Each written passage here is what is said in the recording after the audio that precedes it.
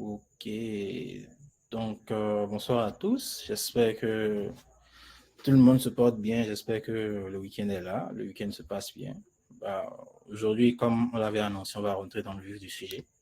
Donc, pour ceux dont c'est peut-être la première séance, on avait déjà fait une première séance où on a parlé du programme qu'on va tenir. On va parler du data engineering. On a pu poser nos questions, voir quelques notions, un peu de vocabulaire, un peu de concept.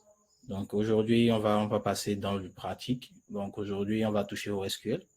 On a fait un petit sondage là. Donc le petit sondage, c'était pour évaluer quel est le niveau des gens SQL ici, euh, quelle est, quelle est la proportion de personnes qui découvrent, qui sont déjà à l'aise avec et tout. Donc d'après ce que je vois, je pense que la majorité est à un niveau intermédiaire. Donc peut-être ça serait intéressant que chacun puisse dire ce qu'il n'entend pas intermédiaire aussi, mais bon, on va peut-être gagner du temps. Donc, il y a des gens parmi nous qui découvrent, il y a des gens qui n'utilisent pas énormément, donc qui sont débutants. Je vois que personne n'est fluent à ça. Donc, des gars qui ont un niveau avancé aussi, oui, Lucien principalement. Ok, donc on va permettre à tout le monde de regarder les résultats en live et tout. Donc, ce qu'on va faire, comment la séance va se dérouler, on va voir dans une première partie c'est quoi le SQL, d'où est-ce que ça vient, d'où est-ce que ça a quitté, pourquoi c'est utile aujourd'hui en tant que data engineer d'apprendre à faire du SQL. Euh, on va peut-être faire une petite pause après ça pour parler de ce qu'il est important de maîtriser quand on veut s'assurer qu'on veut maîtriser du SQL, touchant les bases SQL dans nos systèmes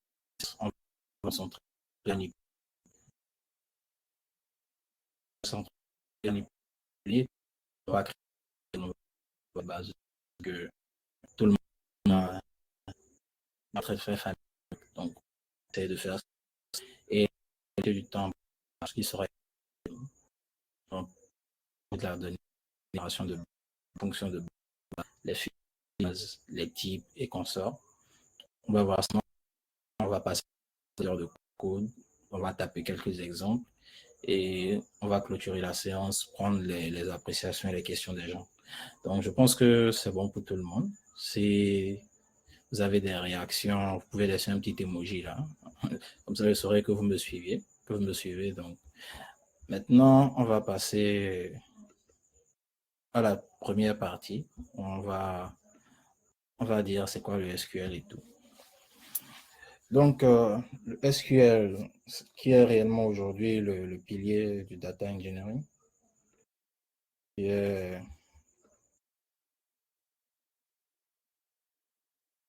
un instant. Merde.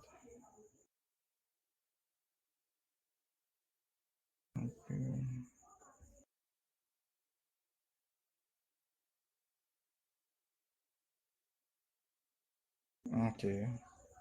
Donc, le SQL aujourd'hui, c'est le pilier, un des piliers dans le monde de la data, que vous fassiez de l'analytics, que vous fassiez de la data engineering, de la data science ou quelque que ce soit d'autre, le SQL est hyper important.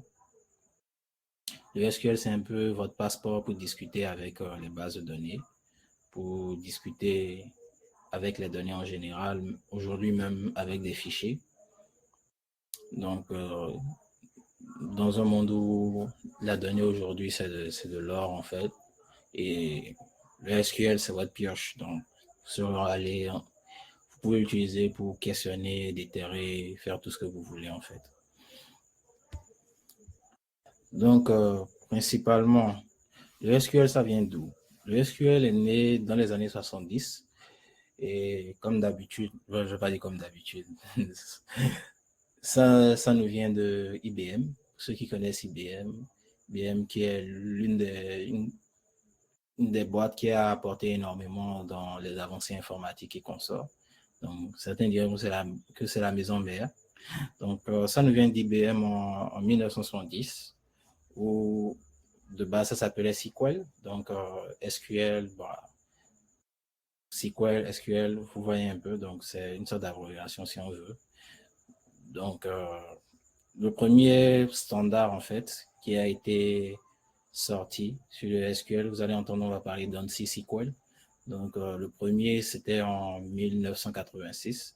Donc, l'ANSI SQL, c'est quoi, tout simplement? C'est juste que, bah, à l'époque où IBM crée son langage, dans le but de permettre à tout le monde de manipuler de la donnée, que vous soyez ingénieur, que vous soyez programmeur, que vous soyez analyste simple, que vous ne sachiez même pas coder, que votre seul niveau d'expertise, par exemple, c'est Excel, bah, le but de ce langage, c'était ça, pouvoir questionner de la donnée de façon très simple, quasiment comme si on était en train de parler, c'est-à-dire que quand tu lis du code SQL, en fait, le but, c'est que tu dois reconnaître comme si c'était de l'anglais que tu lisais. Donc, c'était ça le but. Donc, après, ça a évolué et on a eu les standards ASCII, ANSI plutôt, qui ont eu pour but de normaliser des trucs. Donc, de pouvoir dire, bah, on a des normes maintenant, le SQL doit respecter ci, ça, donc peu importe le système sur lequel vous êtes, bah, ça doit respecter ces propriétés-là, ça doit respecter telle ou telle règle. Donc le SQL a évolué de plus en plus et aujourd'hui il a plus de 50 ans et il reste toujours l'un des langages les plus dominants lorsqu'on veut parler de base de données en général. Donc la petite histoire, c'est un peu ça. Donc, comme on l'a vu, 1970, bah, le SQL est né. 1986, le premier standard. 90, on a de nouvelles fonctionnalités.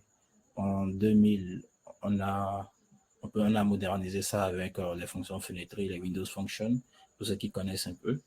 Donc, le SQL a évolué petit à petit et aujourd'hui, bah, le SQL est présent partout, dans tous nos systèmes, dans toutes nos bases de données, qu'on soit sur le cloud, qu'on soit en open source, donc qu'on soit sur du Postgre, du MySQL, du Oracle, du SQL Server, du SQLite.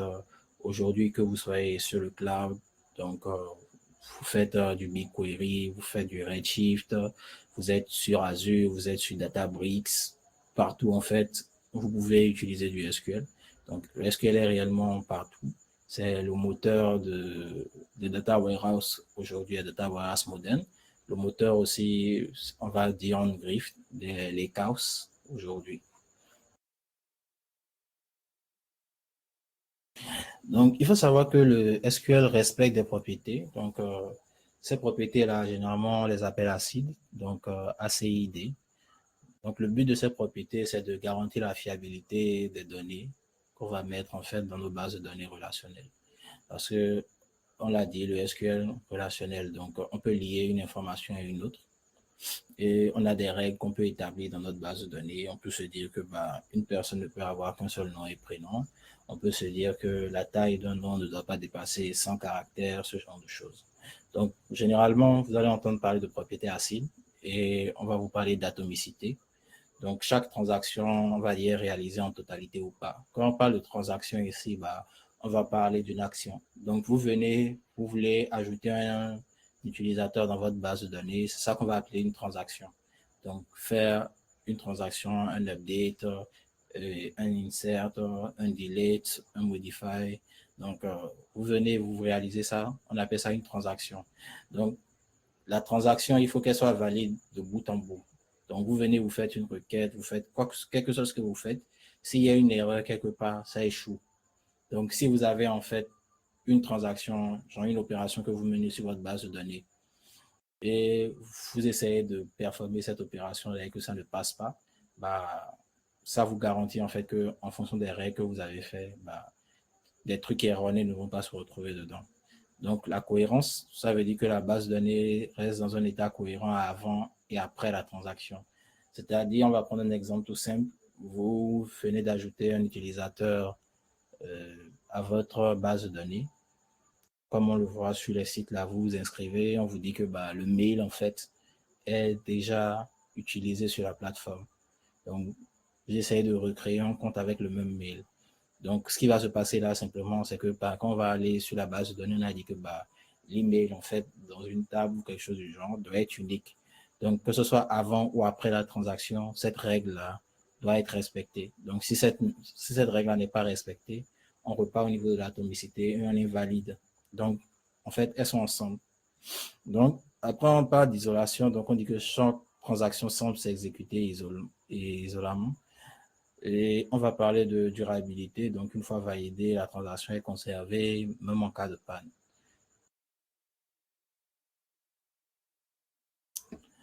Ensuite, pourquoi est-ce que c'est intéressant pour les systèmes aujourd'hui?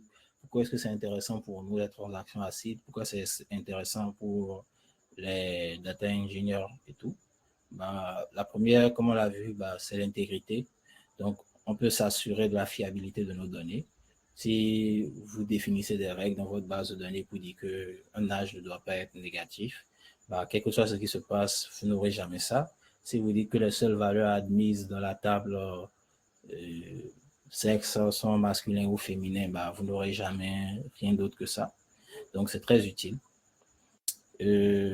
Ensuite, on va parler d'analytics. Donc, vu que vous arrivez à garantir un minimum la fiabilité de vos données avec ça, bah, c'est très facile de s'assurer de la qualité des données qu'on a dans nos bases de données et tout.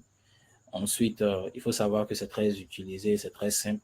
Donc, vous pouvez l'intégrer énormément vous pouvez l'intégrer à énormément d'outils, énormément d'outils de visualisation, d'outils de questionnement de données, des dashboards, tout ce qu'on veut aujourd'hui. Donc, ça sera vraiment pas du tout compliqué de le faire. Et ensuite, lorsque vous avez une panne, lorsqu'il y a quelque chose qui fait, en fait, vous avez la possibilité, en fait, d'avoir toujours de la cohérence. Donc, quel que soit ce qui se passe dans votre base de données sera toujours cohérent. Donc, aujourd'hui, vous allez entendre parler de SQL et vous allez entendre parler de base de données NoSQL. Donc, un petit rappel, bah, c'est quoi la différence entre les deux? Donc, on l'avait déjà vu, les SQL, les bases de données SQL, en fait, c'est tout ce qui est relationnel, comme on va le voir aujourd'hui.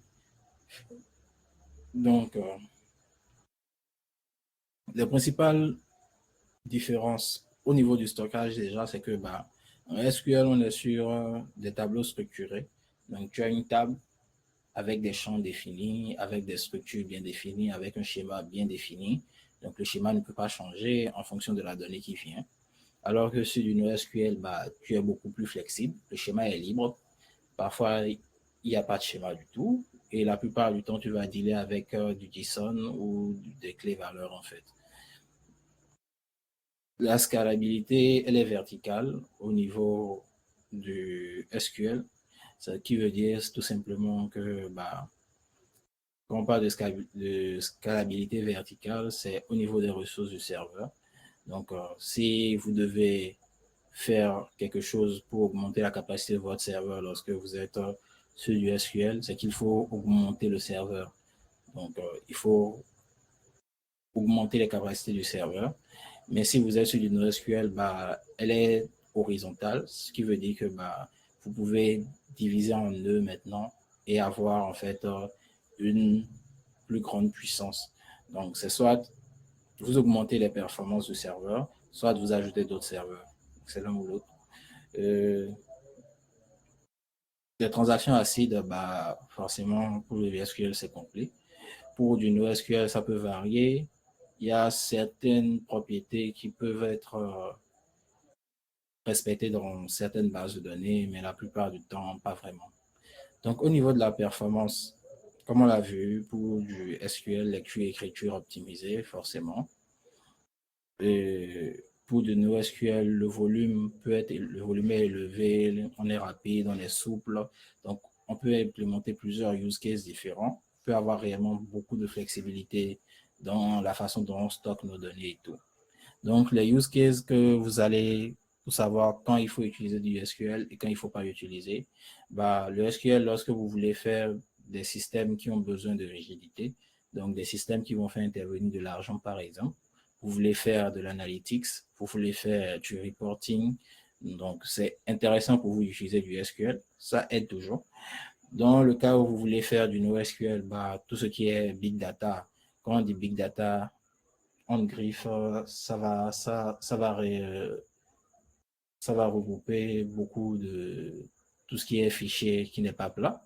Donc, garder des fichiers du JSON, garder des fichiers CSV, des images, de l'audio, du texte, euh, garder des fichiers de log, tout et tout. Donc, plein de choses où on ne peut pas forcément utiliser du SQL ou le SQL n'est pas forcément le plus intéressant pour nous. Donc, on va parler d'Internet of Things. Donc, si vous avez de petits objets connectés, si vous devez faire du temps réel, si vous devez faire des applications réseaux sociaux type Facebook, les barres de Google, par exemple, et son moteur de recherche, bah, c'est beaucoup plus intéressant pour vous d'utiliser du NoSQL. Ok, donc on l'a déjà dit. Données structurées, intégrité élevée, reporting, transactions, conformité. Ok, données massives, besoin de rapidité, structure changeante fréquemment, prototypage agile, scalabilité horizontale. Donc, je pense on est presque à la fin de cette première partie. Donc, pourquoi aujourd'hui c'est important d'être expert en SQL? Pourquoi c'est important d'apprendre le SQL pour nous? Déjà, le SQL est au cœur des pipelines, data qu'on va écrire. Donc, vous allez voir beaucoup d'outils aujourd'hui, beaucoup de data warehouse, beaucoup d'outils de transformation même, beaucoup d'outils même en Python derrière qui en fait utilisent du SQL. Donc, si vous voulez écrire des ETL, si vous voulez faire des transformations, si vous voulez livrer des analyses ponctuelles et tout, si vous voulez faire même du machine learning dans certains cas, bah, c'est utile d'utiliser du SQL. Aujourd'hui, tous les outils modernes, la plupart, que ce soit Spark, BigQuery, DBT, oui, des outils BI comme Superset, vous avez Snowflake comme Databricks, tous utilisent du SQL parce que bah, c'est très lisible et puis bon, c'est un langage un peu comme l'anglais. Un autre aspect aussi important, c'est votre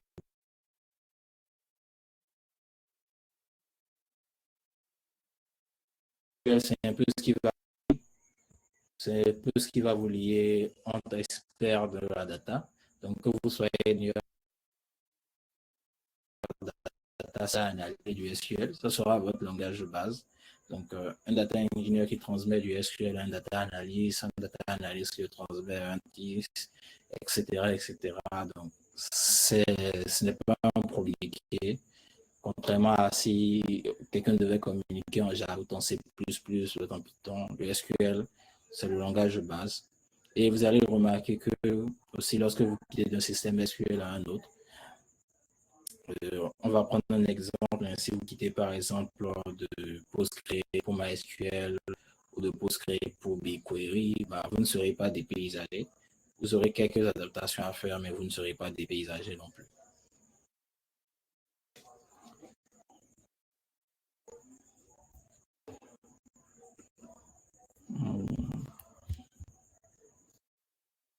Qu'est-ce qui se passe?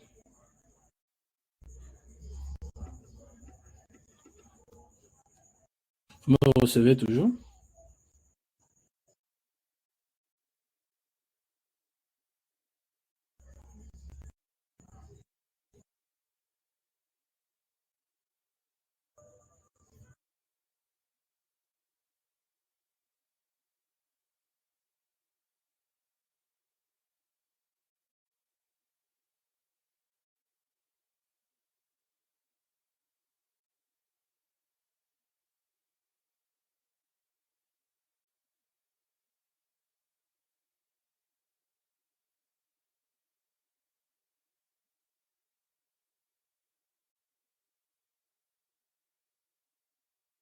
You are currently the only person in this conference.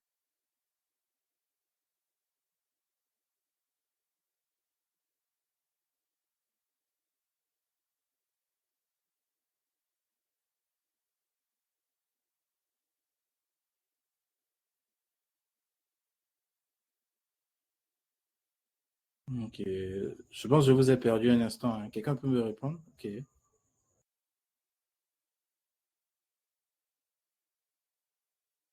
Vous me recevez maintenant?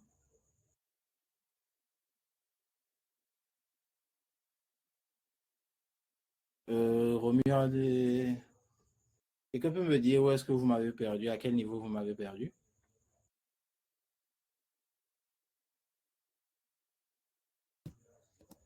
Hello?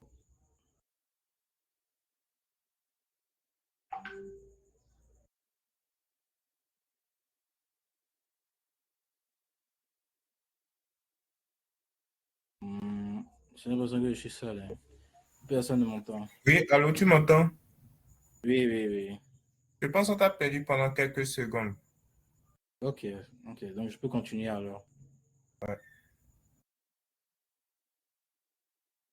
Ok, donc aujourd'hui, le SQL, il est non seulement présent dans les bases de données, dans le quotidien des ETL, du data engineer et tout, mais il faut savoir aussi que le SQL est présent dans quasiment toutes les offres d'emploi qui ont rapport à la data, donc que vous soyez data engineer, data scientist, data analyst, ML engineer et consorts, bah, le SQL, c'est quasiment un must-to-have, donc vous devez l'avoir partout. Le SQL est là depuis plus de 50 ans, donc beaucoup de use cases ont été testés, beaucoup de fonctions, beaucoup de supports sur les systèmes que vous allez utiliser. Et comme vous le savez, bah, la majorité des systèmes des systèmes SGDB, donc les systèmes de base de données relationnelles, supportent du SQL. Donc, c'est aussi important. Donc, le SQL, c'est un peu votre super pouvoir quand vous êtes en data. Donc, très, très important pour pouvoir manipuler rapidement, nettoyer et explorer tout et tout, même sans avoir d'architecture ou autre. Bah, c'est votre pioche, comme on l'a dit, dans la mine d'or.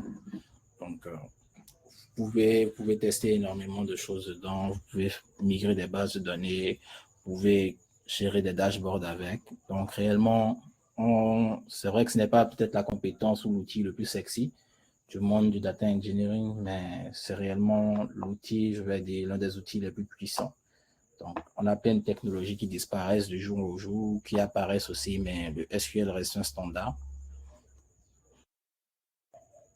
Donc, je pense qu'on va prendre une petite pause pour clôturer cette première partie et on va prendre des questions. Donc, s'il y a des questions par rapport à tout ce qu'on vient de voir, vous pouvez les poser et on va passer à la pratique maintenant. Donc, je laisse la parole. Donc, si quelqu'un a une question, bah, il peut lever la main, ouvrir son micro et on y va. Donc, on va prendre quoi, 10 minutes maximum et on va essayer de gagner, de faire vite.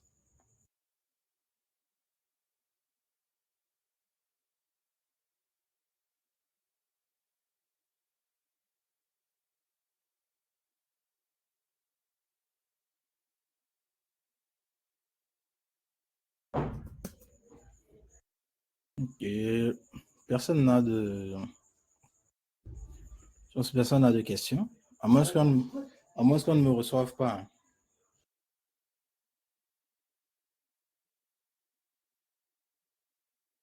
On te reçoit. Ok, donc on va attendre une minute ou deux. Et si personne n'a de questions, bah,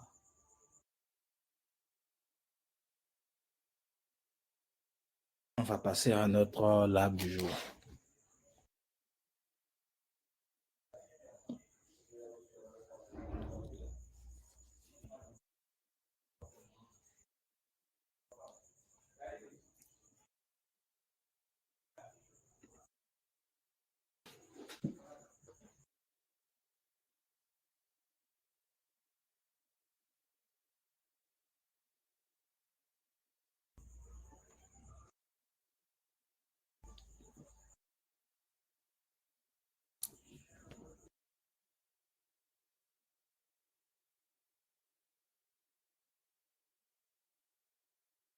On a des mains levées.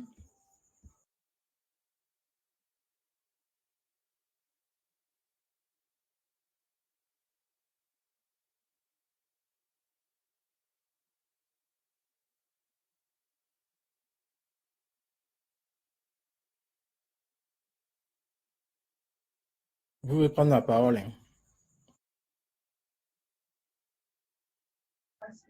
Et bonsoir, monsieur. Bonsoir à tout le Oui, monde. bonsoir. Et tu as Bonsoir. écrit ma question dans le chat, s'il vous plaît. Ok, donc à quoi sert le SQL dans le travail de data engineer? Quelles sont les principales fonctionnalités pour manipuler et exploiter les données?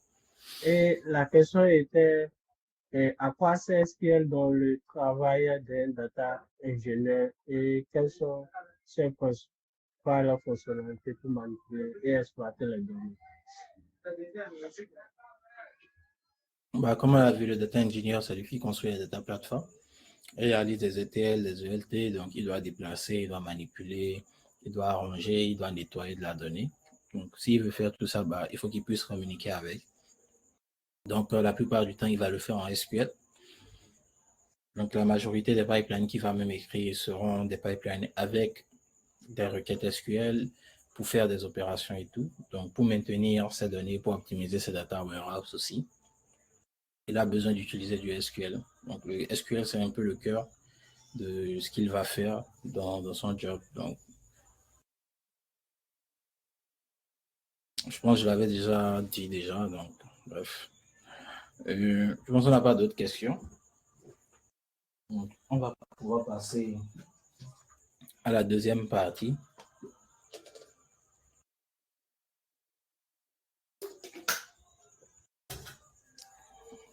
Donc, dans cette deuxième partie maintenant, on va parler de SQL de base. Donc, réellement, des opérations basiques à savoir faire en SQL. Donc, la première requête que vous devez savoir faire en SQL, bah, c'est avoir une idée des données que vous avez à l'intérieur. Donc, le SQL a ses mots-clés. Donc, de base, une requête, ça va ressembler, la requête la plus simple, c'est celle que vous voyez là. Donc, select et étoile pour dire tout ce qu'il y a dans la table. From, c'est-à-dire from, c'est l'endroit, c'est la table en question où nos données sont stockées. Et la flight, c'est le nom de la table. Donc, quand on exécute ça, bah, on arrive à avoir un aperçu, en fait, de toutes les données qu'on a dans notre table. Donc, après, généralement, il est déconseillé d'utiliser les étoiles là, vu que ce n'est pas très optimal en termes de performance et en termes d'économie de ressources aussi. Donc, ce qu'on fait, c'est que bah, on va devoir dire on veut récupérer telle colonne et telle colonne. Et on peut le faire. Et on peut aussi renommer la colonne en fait quand on la récupère. Donc, pour le faire, bah, vous allez sélectionner la colonne et vous allez mettre un alias dessus. Donc, vous allez mettre l'alias, ça sera as alias, exactement. Donc, comme first name, comme prénom, last name, comme nom, comme dans l'exemple qui est donné là en fait. Donc, c'est parfois plus rapide, c'est parfois plus lisible. Surtout quand vous êtes dans des systèmes où vous avez des noms de colonnes qui sont très très très longs et que bah, vous avez besoin de récupérer de petits trucs, ou que vous êtes dans des systèmes où une table a 100, 200, 300 colonnes, ce qui arrive aussi, et que bah, en fait vous avez besoin juste de récupérer 4 ou 5. Donc c'est la bonne façon de faire. Ensuite, vous pouvez faire du filtre. Le mot clé pour faire du filtrage, bah, c'est avec la colonne where. Donc, dans where, lorsque vous allez mettre where, en fait, vous allez pouvoir définir la condition sur les données que vous allez récupérer. Donc là, si on veut les employés dont le salaire est supérieur à 5 000, donc on va faire where supérieur à 5 000, where inférieur à 5 000, where différent de 5 000 et tout. Ensuite, vous pouvez trier. Donc, le tri, vous faites un order by. Donc, order by, comme on l'a vu, et vous allez mettre la variable selon laquelle vous voulez ordonner. Desc pour descendre, c'est-à-dire décroissant, et ASC pour croissant. Donc, on va voir comment toucher ça tout à l'heure aussi. Limite, c'est le nombre de résultats retournés. Il faut savoir que limite, en fait, ça agit principalement sur l'affichage et pas vraiment sur la donnée. Donc, si vous exécutez une colonne, si vous faites un select, forme telle table, par exemple, et que vous mettez limite 3, en fait, il va aller questionner la table en question en entier, mais il va simplement ramener, en fait, les 3 premières lignes du résultat que la requête va fournir en affichage. Ensuite, on va voir les fonctions d'agrégation. Donc, comment est-ce qu'on compte le nombre d'enregistrements dans une table? Comment est-ce qu'on calcule des moyennes? Comment est-ce qu'on calcule des sommes, etc. Donc, pour le faire, la syntaxe qu'on va avoir, bah, ça sera group by. Après, on va voir quelques fonctions de comptage, etc., comme AVG pour average et count pour le nombre, sum pour la somme, etc. Aussi, un concept important, donc il est important de parler en fait, c'est comment relier des tables. Donc, l'exemple pour imaginer ça simplement, vous avez une base de données où vous avez des utilisateurs, vous avez leur nom, adresse, etc. Et vous avez une autre base de données avec la liste de ce qu'ils ont acheté. Donc, vous avez un champ dans l'autre base de données simplement qui va représenter l'ID en fait de la table des utilisateurs et vous voulez relier ces deux tables-là. Donc, vous allez faire ce qu'on appelle une jointure. Donc, principalement, on va avoir 5 types de jointures. Donc, la première jointure, bah, ça serait inner join. Inner join, qu'est-ce que ça va faire? Ça va combiner les deux tables uniquement là où il y a une correspondance. Ça veut dire que s'il n'y a pas de correspondance, en fait, il n'y aura aucun résultat qui sera envoyé. Ce sera vide. Donc, dans l'exemple qu'on a pris là, par exemple, si on prend la table des employés et qu'on veut relier le département dessus en faisant le département ID égal à département.id aussi. Donc, si on le fait comme ça et que un employé, un département qui n'est pas dans la table département, bah, il ne s'affichera pas. Ou s'il y a un département ID qui n'est pas dans la table de département aussi, ça ne s'affichera pas.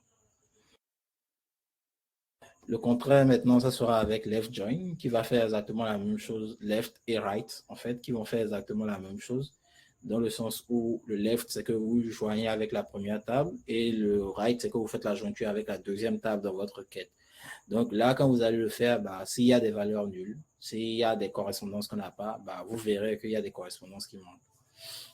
Vous allez faire maintenant et ça sera valable en fait dans la table en fait sur laquelle vous reliez. Le full join maintenant, lui, va garder les enregistrements des deux tables. Donc, ce qu'il va faire tout bêtement, c'est qu'il va prendre la première table, il va prendre la deuxième table. Là où il y a des correspondances, il va les garder. Là où il n'y a pas de correspondance, il va te dire, bah, telle ligne, en fait, on n'a pas cette correspondance dans l'autre table et telle ligne, on n'a pas cette correspondance dans l'autre table. Mais tu auras les champs qui sont vides partout, en fait. Donc, très, très, très intéressant aussi dans certains cas. Et le cross-join qui va représenter un produit cartésien. Donc, il va s'assurer que chaque ligne, en fait, de gauche est alignée avec chaque ligne de droite. Donc, vous prenez un exemple, vous avez une liste de dates, donc du 1er janvier au 31 décembre, et vous voulez que, bah, pour chaque date, on ait devant, en fait, le nom de l'utilisateur. Donc, vous allez faire un produit cartésien entre la table date, par exemple, et la table utilisateur, la liste des utilisateurs. Donc, si vous avez 10 utilisateurs, par exemple, vous aurez 365 là, fois 10. Donc, vous aurez 365 fois 10 lignes. Donc, 365 jours.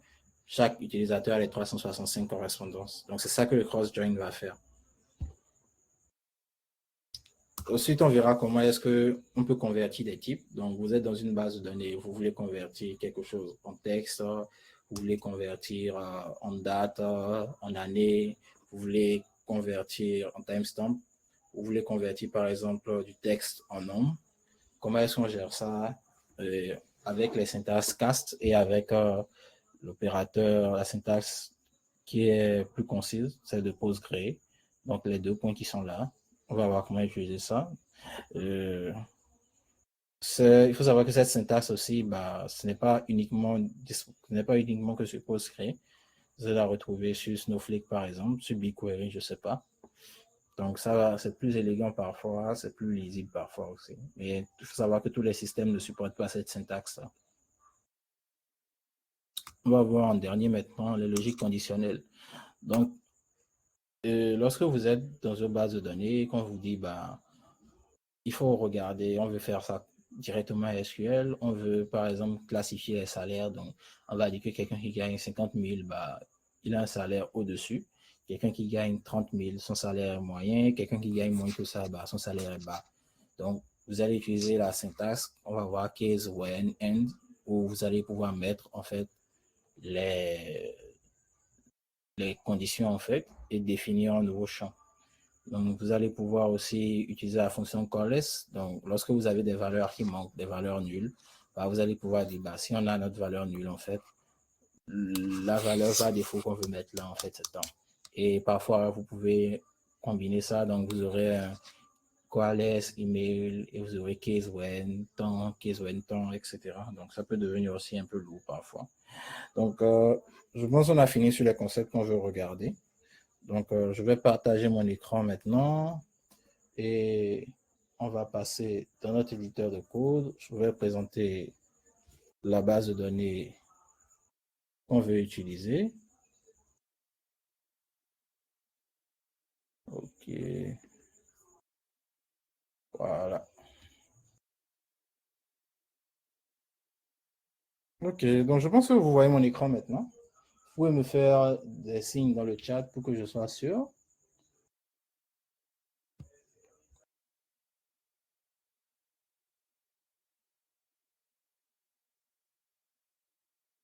OK.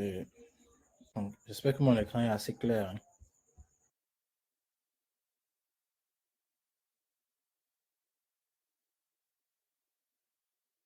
OK. Donc, déjà pour ceux qui veulent savoir, l'éditeur en question que j'utilise ici, c'est DataGrip. Donc, DataGrip, c'est un éditeur de JetBrains. Donc, ceux qui ne connaissent pas JetBrains, c'est ceux qui font PyCharm. Je pense que tout le monde connaît PyCharm, tout le monde sait c'est quoi PyCharm. Simplement. Donc, c'est très. Moi j'apprécie beaucoup quand il s'agit de l'utiliser pour écrire du SQL, pour discuter avec des bases de données. C'est très intuitif et puis tu es assez à l'aise dessus. Donc, normalement, c'est payant. Vous pouvez bénéficier d'un. Bon, pas normalement, c'est payant. Vous pouvez bénéficier d'une réduction normalement d'un temps d'essai de 30 jours. Donc, vous allez sur le site, vous demandez votre essai de 30 jours, on vous le donne. Et aussi, si vous êtes étudiant, vous avez la possibilité de bénéficier d'un an de licence qui est renouvelable pendant que vous êtes étudiant. Donc, un an de licence renouvelable pendant que vous êtes étudiant, c'est très intéressant aussi. Donc, vous avez le GitHub Student Park. Donc, vous allez, vous faites votre demande et vous avez votre éditeur. Vous avez tous les éditeurs de JetBrains disponibles pendant un an. Donc, ça, c'était la première parenthèse. Je ne suis pas sponsorisé, hein. Je dis ça au cas où ça intéresserait quelqu'un et pour que la question ne revienne pas par la suite. Donc, pour ce lab là-bas, vous pouvez utiliser VS Code, vous pouvez utiliser Cursor, vous pouvez utiliser Trave, vous pouvez utiliser Windsurf, tous les éditeurs que vous voulez. Vous pouvez utiliser pgadmin ou tout ce que vous pensez qui est bien pour vous. Donc, l'éditeur de code ne fait pas tout. Donc, là, on va voir notre base de données. Notre base de données, là, c'est simplement une base de données que j'ai récupérée sur un site. Je vais vous mettre le lien, peut-être.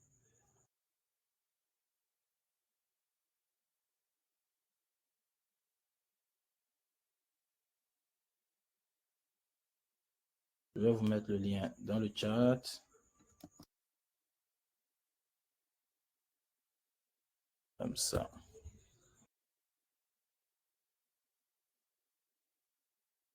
OK. Donc, la base de données, là, c'est une base de données qui s'appelle Demo. Donc, c'est une base de données sur postgresql.com pour apprendre du SQL, pour apprendre comment installer et administrer du SQL. Donc, de façon concrète, qu'est-ce que cette base de données contient? C'est des bookings. Donc, des bookings, c'est tout ce qui est réservation et tout ce qui est rapport aux avions. Donc, on aura des données sur les avions, on aura des données sur les vols, on aura des données sur les sièges, on aura des données sur les tickets qui ont été fournis, etc., sur les réservations qui ont été faites.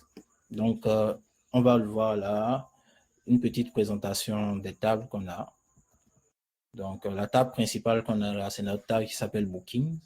Donc, ça représente simplement une réservation, comme on a vu. Et la table Tickets qui va représenter les billets. Donc, on sait que chaque réservation peut inclure plusieurs passagers, chacun avec son billet. Donc, techniquement, à quoi ça va ressembler, c'est que vous vous levez, vous allez sur un site. Sur le site de l'aéroport, par exemple, vous dites je veux voyager avec ma femme, mes enfants et mon cousin, ma tante, ma soeur, tout ce que vous voulez. Et vous réservez, par exemple, 10 tickets, vous mettez leur nom et prénom. Donc, vous avez une même réservation, mais vous avez plusieurs tickets. Donc, c'est tout à fait possible. Mais chaque ticket doit contenir le nom du passager, son identité, et normalement, chaque ticket est unique. Donc, vous n'avez pas un même ticket pour deux personnes. Vous aurez en fait après la table Ticket Flight, donc qui va contenir les segments de vol. Donc, est-ce c'est une correspondance, un aller-retour, et la table Flight qui va contenir les données des vols, donc partir d'un aéroport à un autre, la carte embarquement qui va dire quand est-ce qu'un passager reçoit une carte avec le numéro du siège où il doit s'asseoir, tout et tout. Le vol et le siège donné ne peuvent être assignés qu'une fois par vol aussi. Donc, c'est des informations qui nous sont utiles pour comprendre aussi la structure de la donnée qu'on veut questionner. Donc, on va voir ensuite les tables seats et aircraft. Donc, seats, c'est les sièges. Aircraft, c'est les classes. Donc, vous voyagez en classe éco, vous voyagez en classe business, etc. Les sièges, est-ce que c'est le numéro du siège, tout et tout, dans l'avion, tout et tout. Donc, ce sont les données qu'on veut questionner, ça. Et ça, c'est le schéma de la base de données qu'on va avoir. Donc, comme vous pouvez le voir là rapidement, on a des relations de nos bases de données entre nos différentes tables. Donc, on voit par exemple que la table Bookings, elle est reliée à la table Tickets. La table Ticket est reliée à la table Flight. La table Flight est reliée à la table Boarding Pass, etc., etc. Donc, premièrement, je vais montrer rapidement comment est-ce qu'on a setup, comment est-ce que vous pouvez reproduire les données que vous aurez. Donc, on va vous partager le lien d'un repo là tout à l'heure. Sur le repo, pour démarrer le projet, vous aurez besoin de Docker. Donc, vous allez peut-être chercher un peu sur Internet. C'est du tout pas compliqué à installer. Si vous êtes sur Windows, c'est extrêmement facile. Si vous êtes sur Mac, c'est extrêmement facile aussi. Si vous êtes sur Linux, vous allez bidouiller un peu, mais bon, ça n'a rien de compliqué. Donc, vous allez simplement passer sur le site, vous allez installer Docker, vous allez faire tout ce que vous voulez. Et nous, on a mis un petit fichier là. Vous allez voir docker-compose.yaml. Donc, on a défini les credentials de la base de données, on a défini certains paramétrages. Vous n'avez pas besoin de comprendre ça pour l'instant. Comme je l'ai dit, on aura une séance sur Docker Compose, on va voir comment ça fonctionne. Pour l'instant, vous pouvez utiliser simplement comme ça. Donc, vous allez revenir juste et lancer la commande. Je vais le mettre là, comme ça. Vous allez faire Docker Compose up-d. Et vous aurez votre base de données qui tourne sur votre PC, tout simplement. Donc, maintenant que vous savez ça, petite parenthèse, il faut maintenant pouvoir connecter notre base de données à notre éditeur pour pouvoir requêter dessus. Donc, on est dans notre éditeur DataCrypet conçu spécialement pour discuter avec les bases de données. Donc, on va aller créer une connexion qu'on va enregistrer et on va pouvoir travailler avec. Donc, comme vous pouvez le voir, là, les credentials qu'on a définis, bah, c'est toujours Postgre. Donc, Postgre pour le nom d'utilisateur, la base de données, et Postgre pour le user, pour le password. Donc, on va voir comment ça se passe. Vous venez au niveau de plus ici. Vous allez au niveau de data source et vous sélectionnez le provider que vous voulez. Comme vous voyez, on a énormément de providers. On a énormément de providers, donc du Snowflake, du SQLite, du MySQL, du Mongo, tout ce que vous voulez. Donc, on va repartir sur Postgre simplement. Donc là, par défaut, le host, c'est l'adresse du serveur. Donc ici, on est en local. Donc, on va appeler ça localhost. On va rester sur localhost. Le port, vous le reverrez dans le Docker Compose, c'est le port 5432 ici. 5432. J'ai l'impression que vous ne voyez pas le petit truc le petit pop-up qui s'affiche là. J'arrive, je vais repartager mon écran.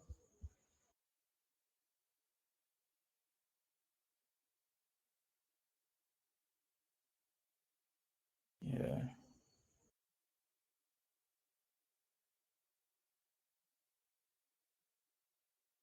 Ok.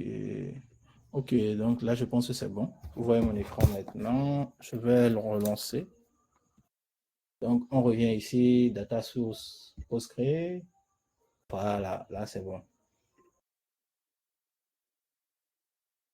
Donc, le cas host, le port 5432. Le user, on a dit Postgre. Le password Postgre, vous pouvez, le password, est-ce que vous voulez le garder, vous voulez le garder éternellement, vous voulez utiliser uniquement pour cette session. La base de données Postgre par défaut, comme on a dit, donc on clique sur tester la connexion. On teste, on voit que c'est success. On revient ici, on peut renommer notre serveur, donc on va faire démo database comme ça, et on va faire OK.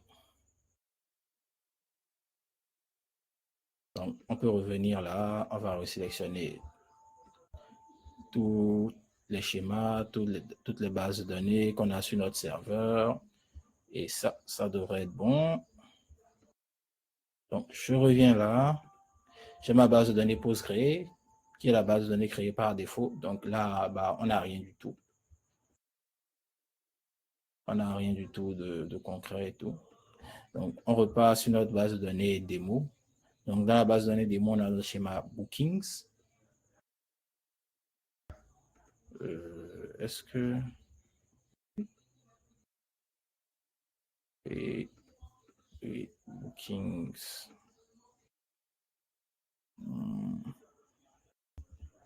Normalement, c'est bon.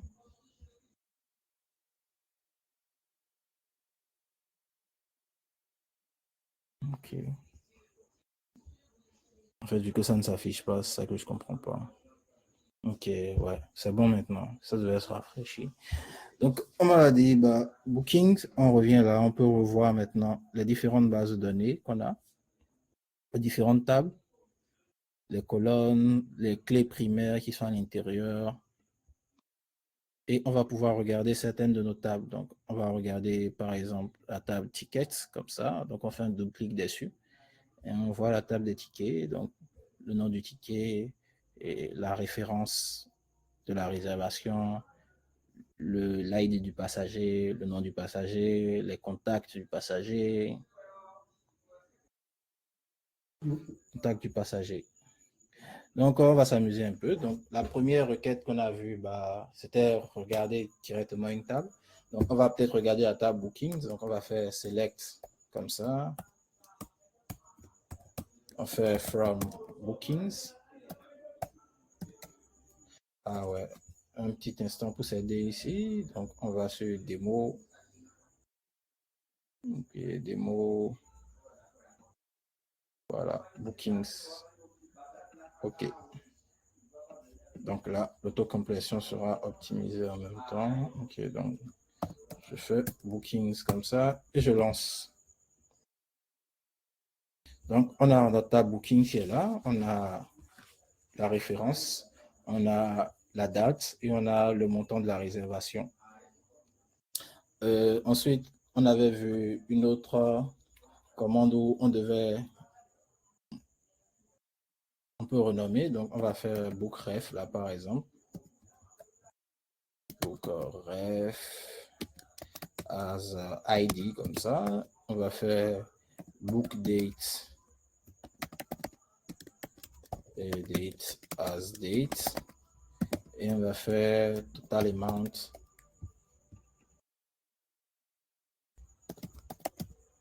Total amount as amount. Bien, on va dire montant. Comme ça. Donc, on exécute. Il y en a notre table qui est là. Donc, supposons que maintenant, on veut simplement faire un filtre. Donc, on veut se dire, on veut uniquement les records où on a le montant qui est supérieur, par exemple, à 100 000. Donc, on va faire un where. Donc, je vais faire where comme ça. Donc, je fais where total amount. Total amount. Total amount comme ça. Et je fais supérieur à 100 000. Donc, oui, 100 000 comme ça. Et je relance. Donc, quand vous regardez là, bah, tout ce qui est là est supérieur à 100 000. Je veux peut-être leur donner, on va peut-être partir à 1 million comme ça. Et on va voir si, voilà, 1 million. Donc, on a maintenant 5 records. Donc, on veut se dire qu'on veut ordonner ça du plus grand au plus petit. Donc, on va faire un order by. Comme ça, on va faire order by montant. Et on va prendre du plus grand au plus petit. Donc, comme ça. Donc, le plus grand montant, c'est 1 204 500, 204 500. Qu'est-ce qui se passe maintenant si on veut faire inférieur? Bah, si vous voulez inférieur, vous faites l'inverse. Oh. Donc, inférieur. Si vous voulez une différence, c'est-à-dire vous voulez que ce soit différent de 0 ou bien de 10 par exemple, donc vous faites différence simplement comme ça. Donc, l'inférieur et le supérieur qui se croisent. Donc, vous faites à 10 000. Et cette condition est valide. Donc, lorsque c'est différent, bah, vous le verrez. Qu'est-ce qui se passe aussi lorsque bah, on veut combiner plusieurs conditions? Donc, on se dit que on veut les montants qui sont supérieurs à 10 000, par exemple. Donc, on veut des montants qui sont supérieurs à 10 000, mais inférieurs aussi à 20 000, c'est-à-dire entre 10 000 et 20 000. Donc, je fais supérieur ou égal à 10 000, comme ça. Je pense que j'ai écrit 100 000, hein? OK.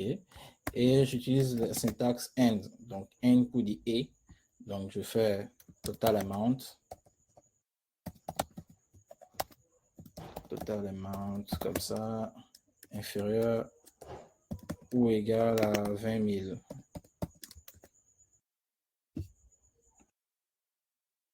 Voilà. Voilà. Donc, je redonne du plus grand au plus petit, etc. Donc, supérieur ou égal à 10 000, inférieur ou égal à 20 000. Je peux aligner les n comme ça, comme je veux, de façon simple. On va voir une autre opération maintenant. Ce sera de se dire que on veut par exemple les réservations, comme on a le bookref là, qui commence peut-être par, disons, AB ou BA. La colonne ID qu'on a ici est de chiffre, est de type chiffre, de type texte normalement. Donc, on veut se dire que on veut que ça commence uniquement par A. Donc, on va faire simple, on va dire qu'on veut les réservations qui commencent par A. Donc, on va ajouter une autre condition. Donc, on va faire AND et on va faire bookref et on va faire like. Like, ça va être simplement de se dire, il faut que ça ressemble à tel truc. Donc, le like, c'est la commande, vous pouvez dire en fait, est égal, commence par, finit par ou contient tant. Donc, si vous voulez faire, tu commences par, donc ça fait pourcentage grand A. On va voir ce que ça donne. Ah non, ça c'est fini par. Donc, le pourcentage au début, lorsque vous le mettez au début, c'est-à-dire que la chaîne de caractères doit se finir par ça. Et lorsque vous le mettez à la fin comme ça, c'est-à-dire que la chaîne de caractères doit commencer par ça. Je pense que c'est bon pour tout le monde. Donc, si on veut maintenant on veut simplement que ça contienne A, par exemple. Donc, on va entourer la chaîne de caractères par les pourcentages. Donc, pourcentage A, pourcentage. Donc, au moins, quelque chose qui se passe, la chaîne de caractères va contenir au moins la lettre A. On prend cette partie-là, par exemple, C, E, D, A, D7. Donc, on voit simplement que le A n'est ni au début ni à la fin, il est à l'intérieur. Donc, on peut utiliser notre syntaxe comme ça. Donc, on va peut-être revenir là et on va se dire qu'on veut sélectionner une petite partie. Donc, on a des ID et on veut que c'est dans ces ID-là seulement qu'on va venir chercher. Donc, on revient là, on peut sélectionner ceux-ci là par exemple, et on va faire un autre N là, et on va dire bookRef in. On va utiliser in, on ouvre comme ça. Comme ce sont des chaînes de caractères. Là.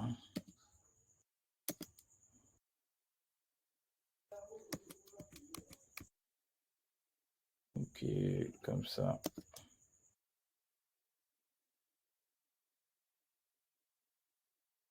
On va prendre cela simplement. On va pas prendre beaucoup, on va gagner du temps.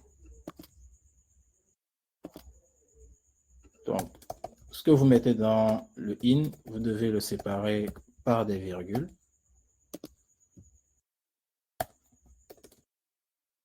Comme ça.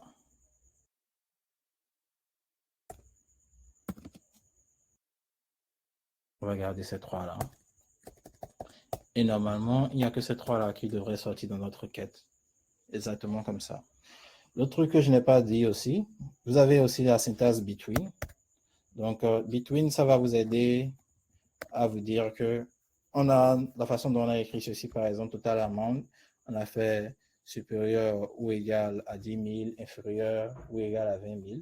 Vous pouvez le faire avec between simplement. Donc, on va réécrire ça. Donc, on vient à la ligne. On va mettre ça comme ça d'abord.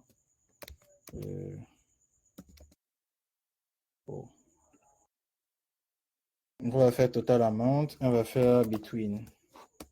Between, on a dit 10 000. 10 000 et disons 20 000. On a dit 20 000, non? Ok, 20 000 comme ça. Donc, on relance et notre quête sort le même résultat. Donc, si vous voulez faire des filtres, vous aurez between, inférieur ou égal, ce que vous voulez. Vous aurez le like pour les chaînes de caractères. Il faut savoir que égal aussi marche avec les chaînes de caractères. Donc, si on voulait que ce soit égal à un truc en particulier, exactement, on fait bookRef égal et on met ce qu'on veut devant. S'il y a de correspondance, on sort ça. Vous aurez le in aussi pour définir une liste de valeurs que vous voulez chercher.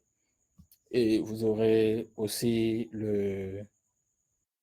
vous aurez également aussi le like, etc. Inférieur ou égal. Je pense qu'il y a quelque chose que j'ai peut-être oublié. J'essaie de m'en rappeler. Donc,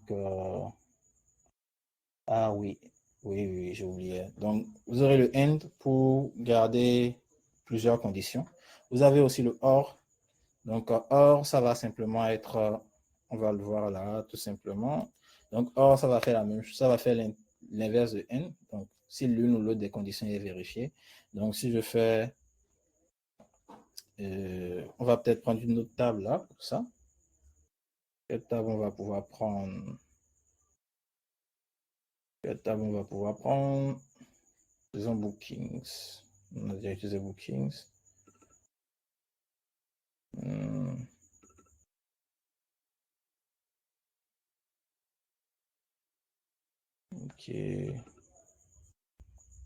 Ok, on va utiliser la table. On va utiliser simplement la table state. Donc, on va partir dessus.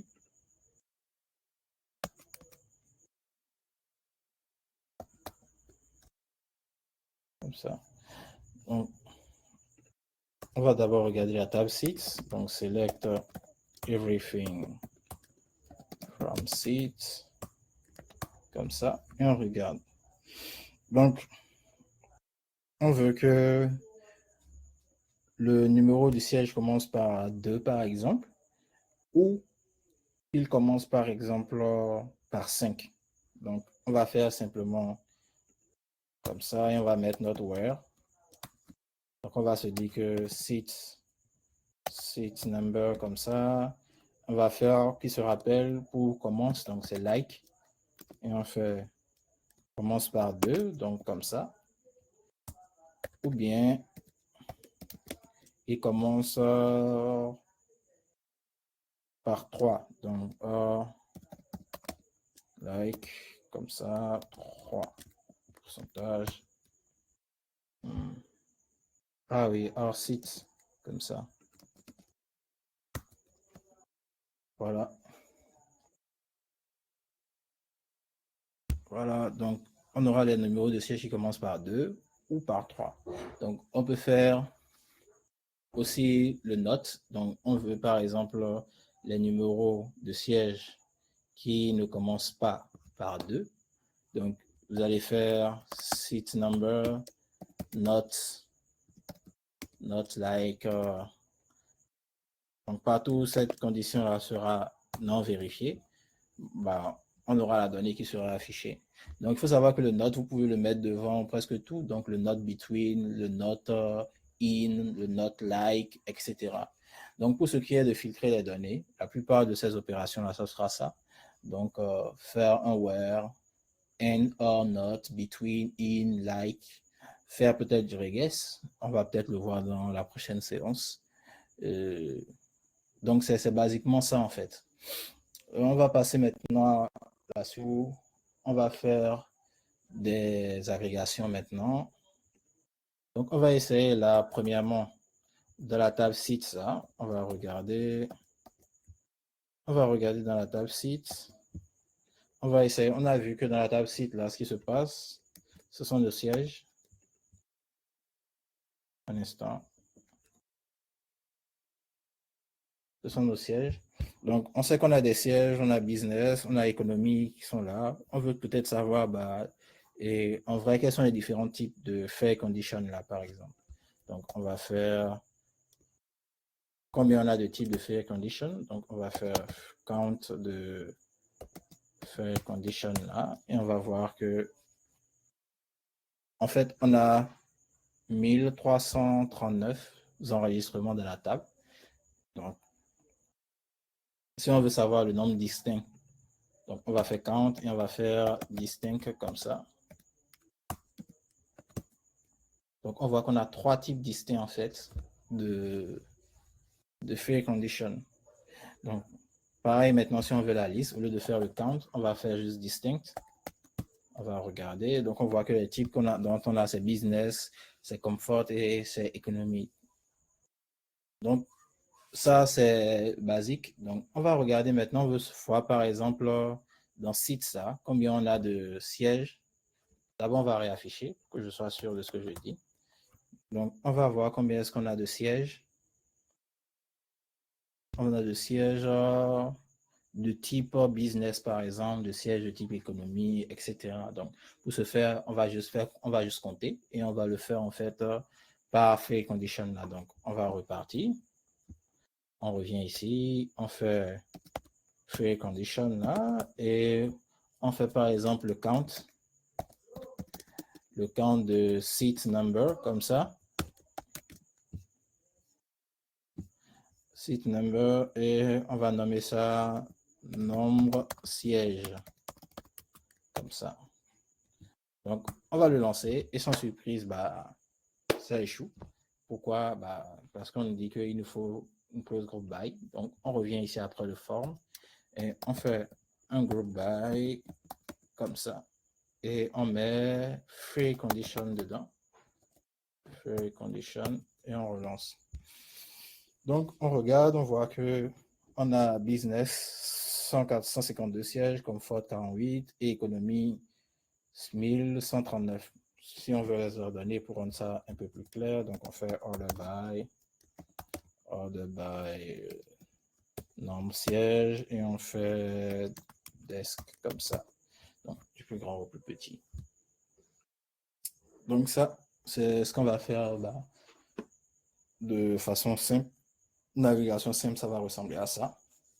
On va peut-être voir d'autres opérations. Donc, on avait parlé, que je revois. Est-ce que j'ai encore représentation? Donc, les agrégations, les filtres, les tris, les limitations. OK.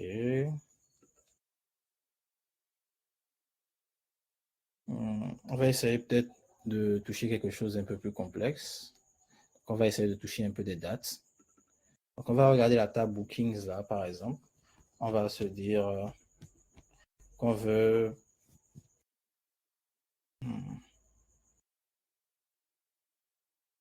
Non.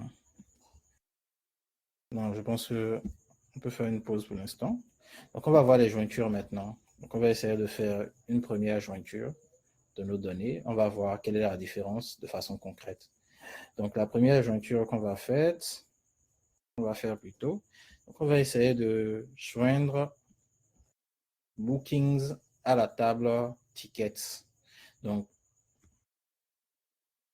comme on l'avait rappelé là, bah, une réservation peut avoir en fait peut avoir plusieurs tickets.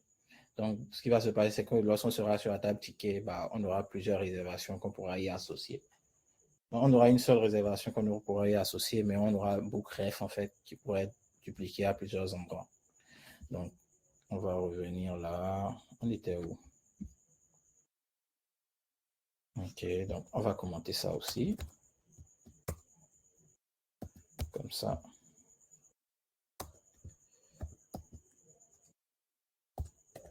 OK.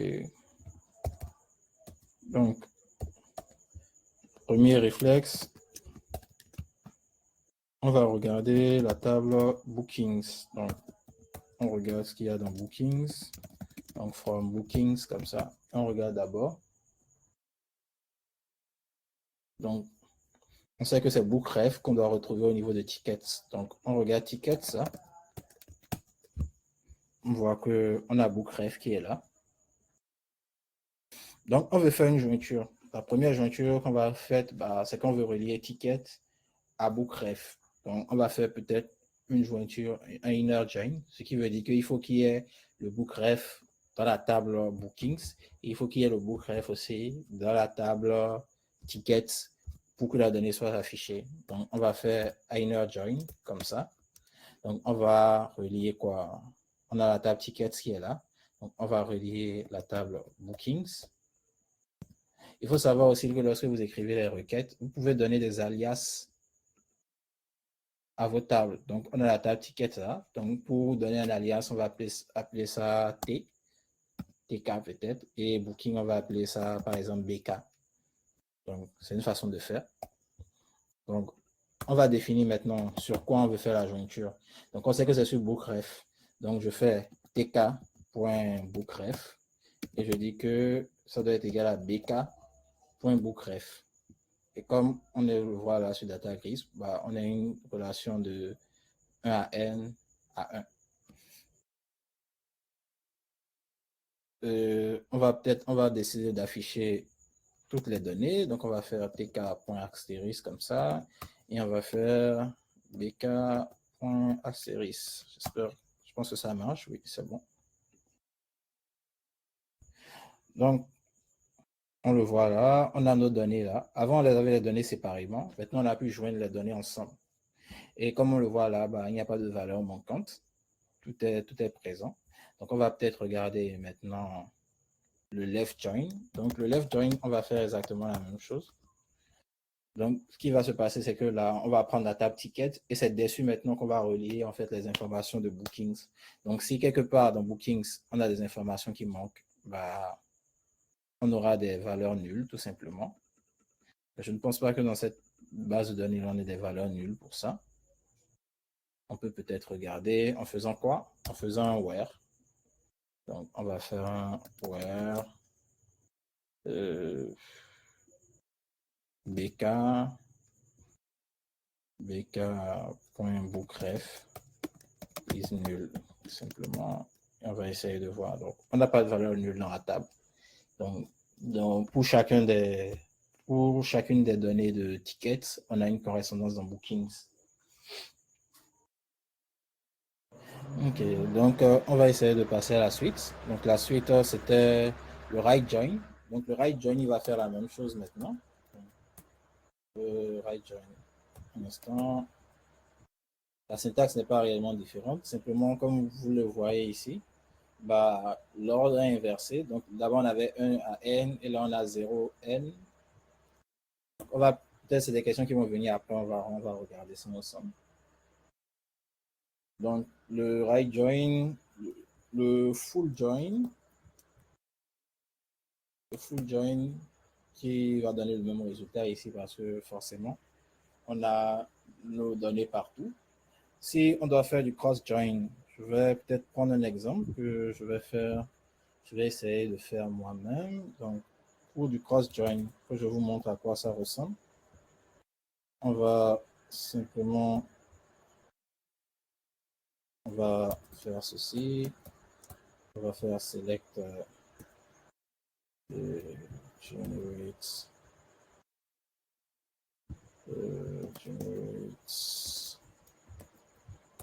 series. Donc, on va faire donc 1 à quoi à 10 et on va faire pas de 1 comme ça. OK. Et on va faire as nombre. OK, donc on va peut-être y revenir après. Donc if num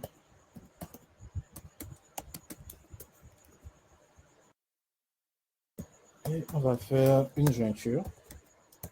On va faire une jointure, on va sélectionner nombre comme ça.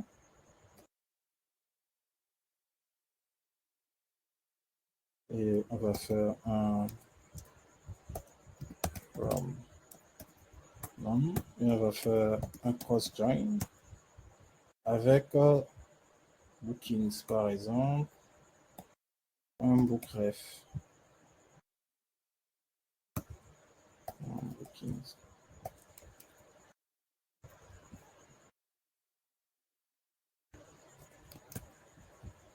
Non. Ah oui, je n'ai pas associé, donc je fais bookings.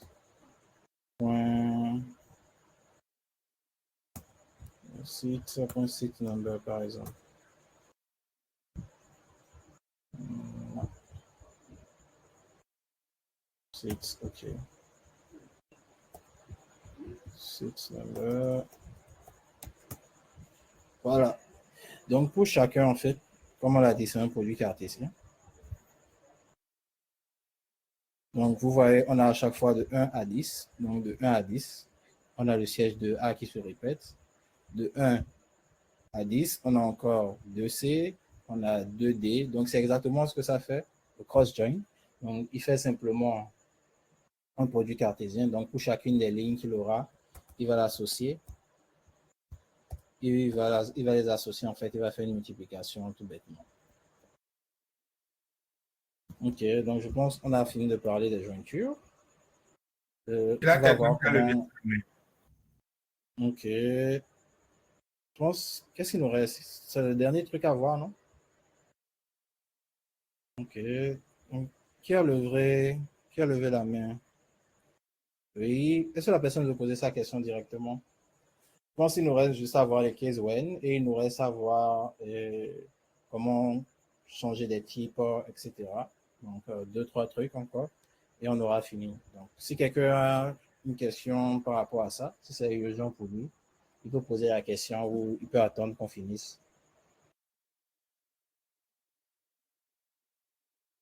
Donc, est-ce que la personne veut prendre la parole?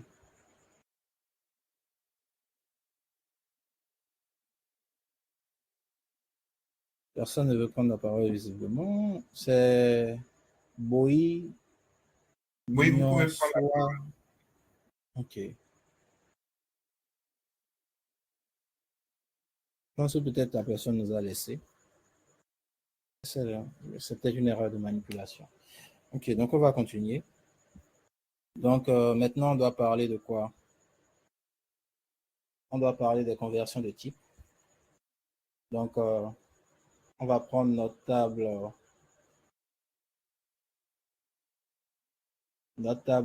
bookings là.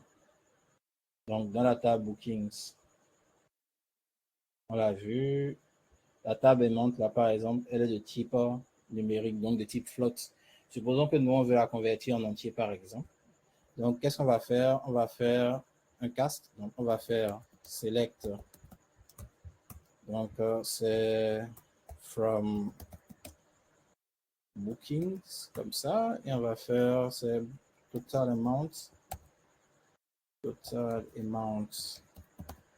Donc, si on regarde, on voit que c'est des valeurs flottantes. Donc, supposons qu'on veut convertir ça en entier, par exemple. Donc, je supposerais de façon simple, on va pouvoir mettre 2 points et mettre le type qu'on veut devant. Donc, integer ou entier ou int, ça passe. On voit là qu'on est passé avec des valeurs entières. Supposons qu'on ne veut pas l'écrire comme ça, qu'on soit dans un autre système et qu'on veut le convertir en entier. Donc, on va faire un cast. On peut utiliser aussi cast comme ça. Donc, on fait cast et on fait int. Je pense que c'est bien ça. Voilà. Donc, les deux syntaxes sont valides. Donc, vous pouvez faire as int exactement comme ça ou faire le 2 points. Moi, je trouve qu'avec le 2 points, c'est plus élégant, c'est plus readable. Donc, principalement, c'est ça. Donc, si on veut convertir ça en texte, par exemple, donc j'ai un total amount là, total amount que je veux convertir en texte. Donc, je fais 2 points, texte comme ça. Donc là, on repasse en texte. Je veux le convertir en date. Est-ce que c'est possible? Je ne sais pas. Je ne pense pas. Je ne pense pas. Voilà. Je ne peux pas convertir un type numérique en date. Peut-être en timestamp. Non plus. Ou en interval. Non plus. C'est tout à fait non. C'est tout à fait logique.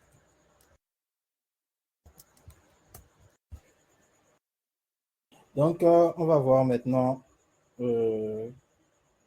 la syntaxe du case when.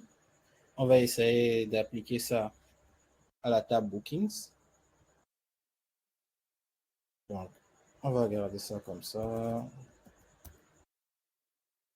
Donc, bookings là. Donc, on va reprendre ça. Donc, on va regarder dans bookings. On va regarder le tout. Donc, comme ça.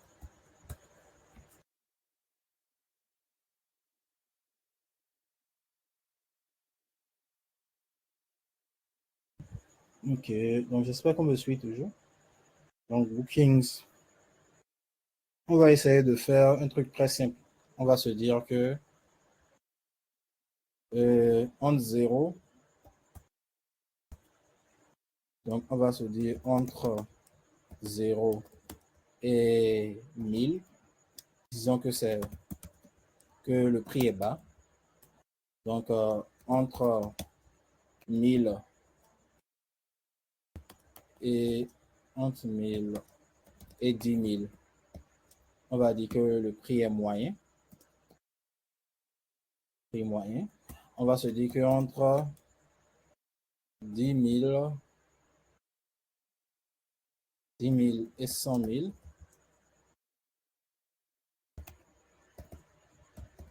on va se dire que le prix est élevé.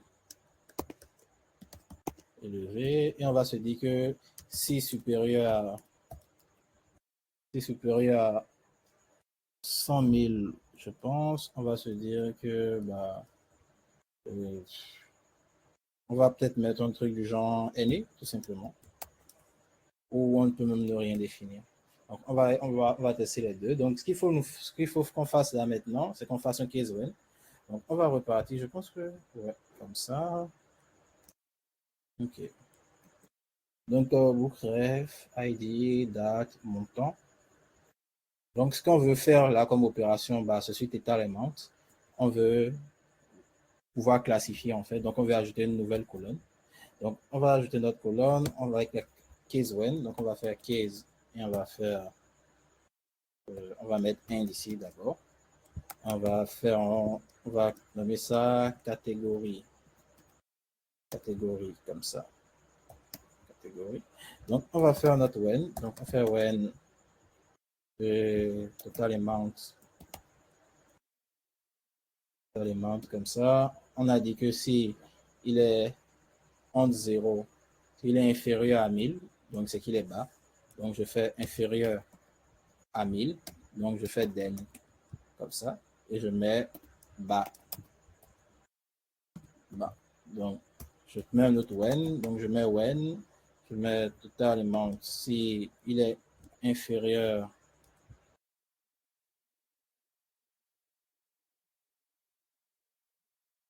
si il est supérieur ou égal, il faut bien définir les conditions. Donc, supérieur ou égal à 1000. Supérieur ou égal à 1000. And inférieur ou égal à 10 000. Donc, que je casse ça là d'abord. And total amount inférieur à 10 000. À 10 000, then je mets moyen. Je mets la même chose. Donc, maintenant, ça sera entre 10 000 et 100 000. Donc, je mets à la place élevé. Élevé. Et on va essayer de voir ce que l'autre donne. Donc, on regarde là. Donc, vous avez vu, lorsque la condition est respectée, on a notre nouvelle colonne catégorie qui est là. Donc, si c'est élevé, si c'est moyen, si c'est bas. Donc, je peux même faire un filtre. Donc, je vais faire un where, par exemple. Je vais mettre dans mon where là que je veux uniquement là où j'ai catégorie. J'espère que j'ai bien écrit ça. Catégorie égale à bas, par exemple. Ah oui. Oui, oui, oui. Je sais pourquoi ça fait ça. C'est pas grave. On va garder ça comme ça pour l'instant. On reviendra après. Ok, donc ça, c'est ce que ça va nous donner. Donc, je pense ce qu'on peut faire pour que ce soit plus regardable. Donc, on va faire order by catégorie. On va classer ça par ordre croissant. Par ordre croissant comme ça. Non. Je viens sur le trait comme ça. Ok. Donc, tout simplement. Donc, le case when, c'est comme ça, vous allez l'écrire. Vous allez remarquer qu'on a fait notre if. Donc, on a fait, pour ceux qui ont l'habitude de faire de la programmation, on a fait du if, on a fait du else if, mais on n'a pas fait de else. Donc, le else également, il est présent dans la syntaxe. Donc, vous allez faire un else. Le else, c'est si tu ne trouves pas, bah, qu'est-ce que tu mets par défaut? Donc, on va dire ici, par exemple, que on va mettre NA, comme ça. Donc, si on affiche tout ce qu'on avait comme valeur nulle là-bas, on aura ça dans les NA maintenant, exactement comme ça. Donc, le case when, vous pouvez l'utiliser de plein de façons. Vous pouvez l'utiliser dans même ce qu'on a vu tout à l'heure. Vous pouvez l'utiliser pour faire du changement de type. Donc, vous pouvez mettre case when, type, vérifier le type, case when, quand la valeur est de tel type, quand la valeur commence par temps, donc commence par B, commence par C, etc., etc. Donc, ça, c'était la petite parenthèse. Donc, le dernier truc qu'on doit voir maintenant, c'est la fonction coalesce. Donc, coalesce, qu'est-ce que ça fait tout simplement? On va reprendre notre cas ici. Donc, supposons qu'on veut refaire la même chose, mais qu'on ne veut pas mettre le else là, par exemple. Donc, ce qui va se passer, c'est qu'on aura des valeurs nulles. Donc, si je suis dans une colonne où j'ai des valeurs nulles, je veux mettre une valeur par défaut. Donc, je me dis que, par exemple, bah, je vais... Je pense qu'il y a un meilleur exemple. Un instant. Boarding pace, airport data, name. Un meilleur exemple qu'on peut prendre. Ok, voilà. Donc, on va regarder la table flight par exemple. Vous allez remarquer que bah, dans actual departure par exemple, ou dans actual arrival par exemple, on a des valeurs nulles. Donc, c'est sûrement que l'avion en question, le vol en question n'a pas encore commencé, ne sont pas encore partis. Donc, nous, on veut peut-être changer cette valeur-là et décider de mettre la valeur de 2025 le 1er janvier, par exemple. Donc, on va repartir dans notre console là. Donc, on va repartir, on va faire everything et on va regarder la table flights comme ça. Donc, ce qu'on veut, flight ID, donc on écrit flight ID as ID, flight number as number comme ça, schedule departure. On va mettre departure airport comme ça. As depart airport. Arrive à l'airport.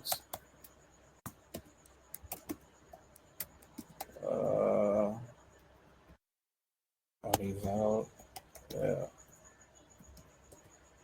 airport. Et actual departure maintenant, supposons que on veut changer ça. Donc, on va faire Qualys. Qualys, on va faire actual departure.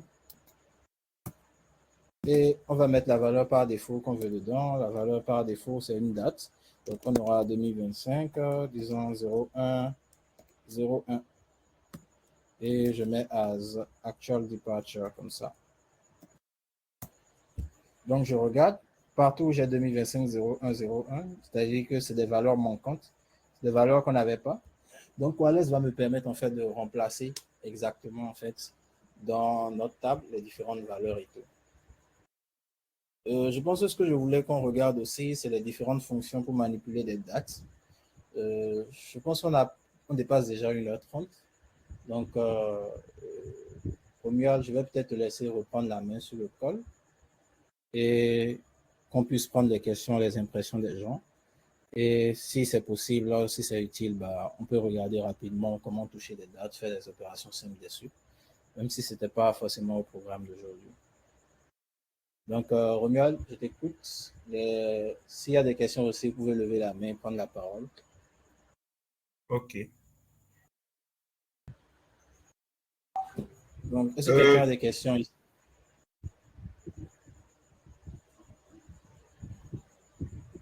Pour moi, j'ai une question déjà, je ne sais pas. Oui. On a fait différentes opérations directement sur les tables. Est-ce que, Oui.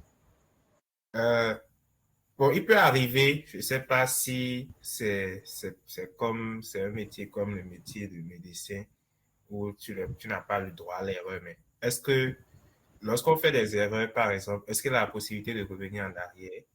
Est-ce que c'est possible au niveau de la syntaxe ou au niveau de la base de données elle-même? Ou De revenir en arrière dans quel carrément, sens?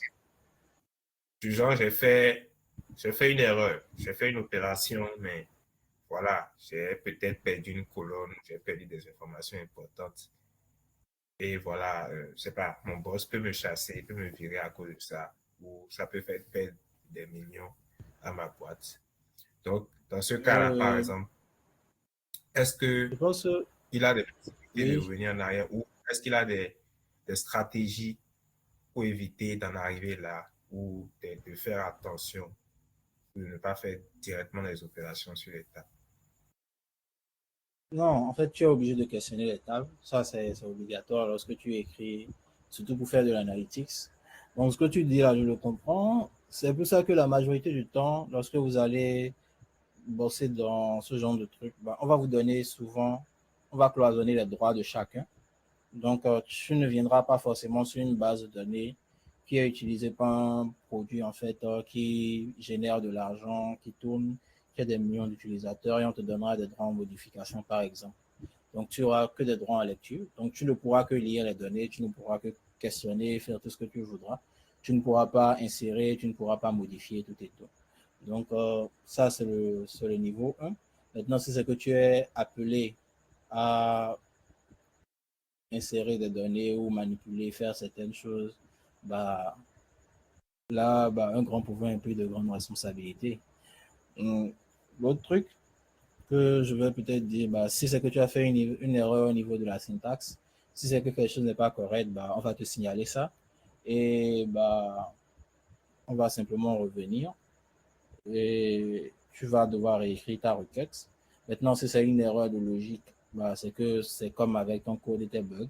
Donc, tu te débrouilles et tu essayes tout simplement bah, de faire ce que tu dois faire pour que la requête doit produise en fait ce qu'elle doit produire, tout simplement. Donc, je ne sais pas si j'ai répondu à ta question. Oui, oui, j'ai compris. Donc, je pense qu'il revient à l'organisation ou les propriétaires des De données. En définir fait, aussi qui a quel droit oui. dessus. Ok, donc en dehors de ça, on a d'autres questions. Je pense qu'aujourd'hui, les gens sont assez calmes, je ne sais pas pourquoi.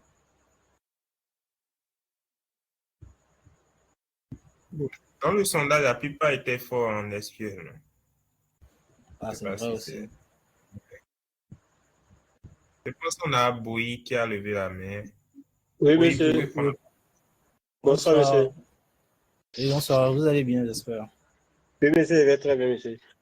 Monsieur, apparemment, je tiens beaucoup à vous remercier d'abord. Mais c'est un petit constat que j'ai fait. J'ai l'impression que vous êtes vraiment trop rapide. Nous qui sommes les débutants, là, vraiment, ça nous, ça nous, ça nous met un peu en retard. Je veux dire que vous êtes un peu rapide, quoi. Ah bon, oh, je n'ai pas eu l'impression. Bon, peut-être que c'est comme personne ne m'interrompait aussi. Non, mais en fait, je pense que je ne suis pas assez rapide hein, personnellement. Donc, normalement, ça va venir. Il faut juste pratiquer un peu. Je comptais donner des ressources ou des conseils pour ceux qui veulent pratiquer et s'améliorer un peu dessus. Donc, Euh, on verra ça en fin de séance. ok, monsieur. Comme et puis, On a deux. je suis venu un peu en retard aussi. Excusez-moi. Ok. Mhm. Ok, on a des questions par rapport à ce qu'on vient de voir là.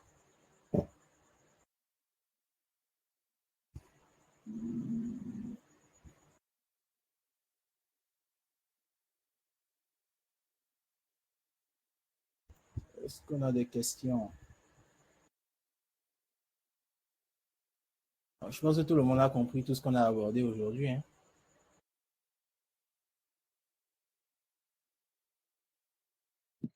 Oui, allô, bonsoir, monsieur Abraham. Et bonsoir, comment allez-vous? Oui, je vais bien. Moi, c'est monsieur Toulassi, je vous suis depuis le Togo. Ok, ça fait plaisir. Euh, oui. Bon, effectivement, je rejoins le monsieur Bowie qui vient de parler tout de suite. Effectivement, bon, selon l'information nous est parvenue vers 19h30 comme ça, que la formation doit commencer à 20h. Bon, Oui. à ma grande surprise, bon, j'étais à une formation aussi en ligne. Je viens de rentrer dans la salle, la formation est déjà commencée. Bon, je ne sais pas le logiciel que vous avez utilisé, si au moins vous allez nous J'en ai donner. parlé en début. C'est DataGrip, de JetBrains. Donc, vous pouvez taper sur Google, vous aurez toutes les informations dessus. D'accord. En dehors de ça, des questions en particulier? Ah oh, non, sinon, je n'ai pas d'autres questions, mais bon, j'adore ce que vous faites. Donc, bon, je serai Ok, là-dedans. Merci. ok.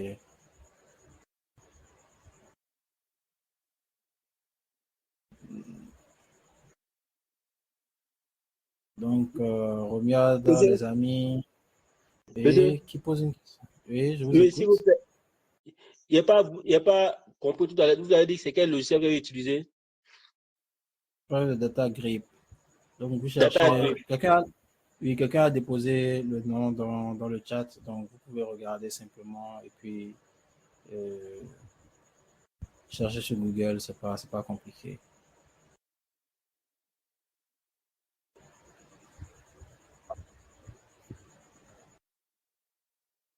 Oui, et Louis, on vous écoute. Oui, Lucien, oui, on vous écoute. Je disais, pour ceux qui demandent DataGrip, si vous avez un compte étudiant avec l'extension .edu, vous pouvez avoir le pacte étudiant gratuit. Et dans ce pacte, il y a DataGrip, et il y a PyCharm et aussi d'autres outils. C'est ça que je voulais dire. Merci. Oui, ok, merci.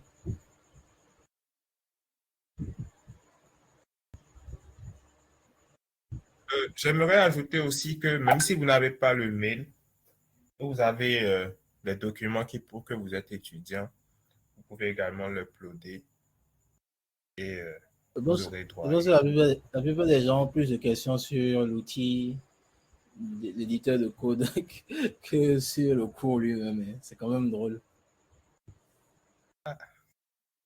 S'il vous plaît, Non, oui. la dernière fois, bon, lors de la séance passée, quelqu'un avait posé la question si on aura accès aux documents. Vous avez dit oui, mais bon, par après, je pense que le temps vous a talonné. Je ne sais pas si. Ah oui. En fait, c'est normalement les organisateurs qui gèrent ça. Je pense qu'on avait demandé à remplir un formulaire à la fin de la séance. Donc, c'était de pouvoir l'utiliser aussi pour vous partager le document via mail et tout. Je pense que tout le monde n'avait pas forcément rempli. Donc, je pense que ça nous a échappé aussi. On va essayer de voir comment organiser tout ça. Il n'y aura pas de souci. Donc, les documents, vous les aurez sans aucun problème. Ok, merci.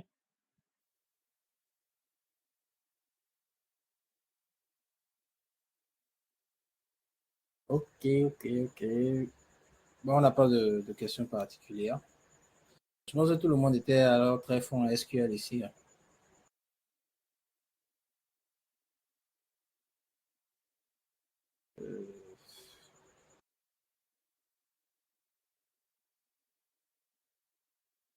Ok.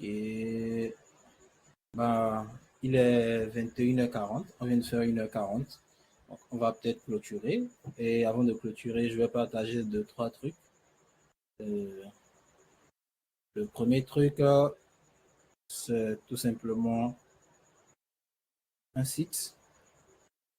Donc, ça sera un site simplement que moi j'utilise sous l'exercice que je pense qui est intéressant. C'est Data les murs. Bon, vous pouvez utiliser LeetCode, tout ce que vous voulez. Donc, sur Data les murs, en fait, vous avez la possibilité de venir, de pouvoir répondre à des questionnaires. Donc, on vous met dans une situation en particulier et on vous dit que, bah, on vous décrit la situation, on vous décrit les données qui sont là, le type de données, on vous décrit la tâche qu'on veut résoudre et on vous décrit également la donnée, comment la donnée de sortie doit être.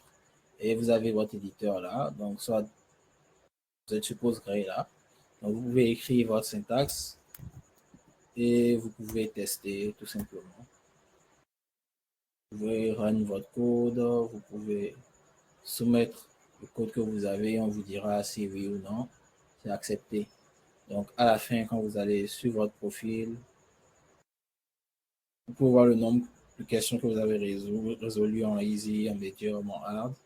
Et c'est très intéressant, je pense, quand vous voulez pratiquer, quand vous voulez aussi vous améliorer en SQL, toucher plein de données. Donc, pour tous ceux qui ont besoin de toucher, pour tous ceux qui ont besoin de s'exercer un peu, c'est l'exercice qui fait le maître. Donc, prenez du temps et essayez de toucher un peu. Ça fait toujours du bien, même si c'est un exercice par jour. Arrivé à un moment, bah, vous serez plus fort que vous ne le pensez. Ce qui est bien aussi avec DataGrip, et donc avec DataGrip, avec Data les murs, c'est que bah, vous avez aussi un cours. Donc, pour tous ceux qui veulent, en fait, où est-ce qu'ils doivent aller apprendre des notions de SQL, je pense que ce qui est là, majoritairement, bah, la plupart des choses, des concepts que vous allez voir, vous allez les retrouver. Donc, ici, on a vu tout ce qui est basique. Donc, select, where, and, or not, between, in, like, les différents opérateurs, etc., etc. Order by, donc le basique qu'on a vu aujourd'hui, le basique du basique. Vous allez le retrouver là avec les explications, avec les différentes nuances, etc., etc. Vous allez retrouver des concepts intermédiaires. Donc, on a vu aujourd'hui on a vu group by, average, on a vu distinct. Donc, on va peut-être voir, on a vu nul. On va peut-être voir certaines, les jointures aussi, case when. On va peut-être voir certaines autres de ces fonctions dans la séance prochaine. Et vous avez aussi tout ce qui est avancé. Donc, les CTE, les Windows Function, les fonctions de ranking, lead, lag, les self-join, les unions, les pratiques pour écrire du bon SQL, du code, comment le maintenir en production et tout, que ce soit lisible et tout, les pratiques à exécuter, comment est-ce qu'une requête SQL s'exécute, quel est l'ordre, qu'est-ce qu'il faut prendre en compte, etc., etc. Donc, c'était mon petit cadeau. Je vais peut-être mettre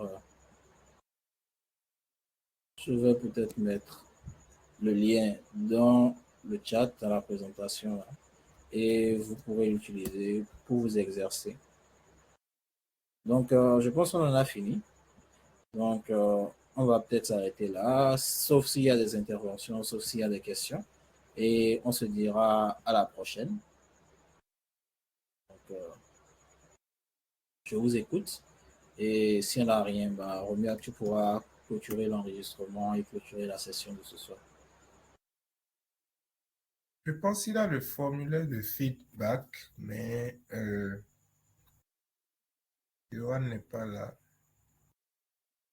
Mais bon, je pense que je n'ai pas taillé le lien du groupe WhatsApp, donc tout le monde pourra poser ses questions.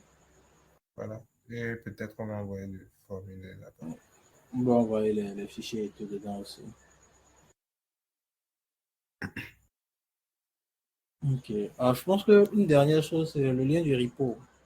Oh, j'ai carrément oublié. Donc, pour ceux qui veulent le lien du repo, également dans le chat. Ok. Donc, c'est sur ce repo-là que normalement vous allez retrouver toutes les séances, tous les codes, tout ce qu'on a écrit dans les séances d'aujourd'hui, etc. Donc, vous allez retrouver dans ce repo-là.